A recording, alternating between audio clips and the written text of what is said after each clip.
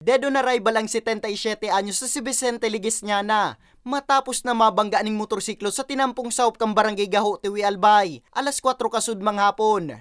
Istorya kang pinsan kay ning sinanay Catherine, asin mismong nakahiling kang pangyayari. Pauli na kuta sa sendang residensya ang biktima matapos na magbakaling tinapay. Alagad da ika ni nareparo ang papaabot na motorsiklo kan magpurbar na magbalyo sa ibong na tinampo na nagresulta sa nasabing insidente.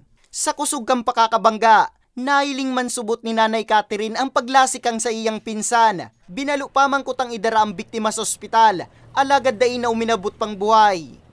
Mamasdan ko na siya na mabalyo. Pagbalyo niya po doon sa tinampo, hindi may waso po sa tinampo dahil nag-araging auto. Siya mismo ang naglakaw. Aluway-luway po siya naglakaw tapos nakaduko. Biglang mabubot po sa motor nakaskaso. Na parang nakaligid siya, nakarayo pa siya pwesto. Tapos sa motor nakatindog pa. Dahil man po natumba.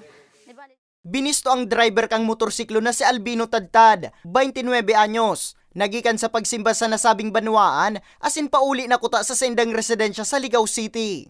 Halip po siya sa pagsimba sa Barangay Huruan and then pauli na po siya sa Ligao City po. Tama lang sa iyang padalagan. In fact, ini nga ning suspect na ining nakabunggo, wala man siya ning managalo sa iyang lawas. Sa presente, nasa kustudiya na kang Tiwi MPS si Tadtad na naampang sa kasong reckless imprudence resulting to homicide. Mantang nakapatente naman ang bangkay kang biktima sa sendang residensya. Para sa mga baretang Tatak Bicol, Nomer Corporal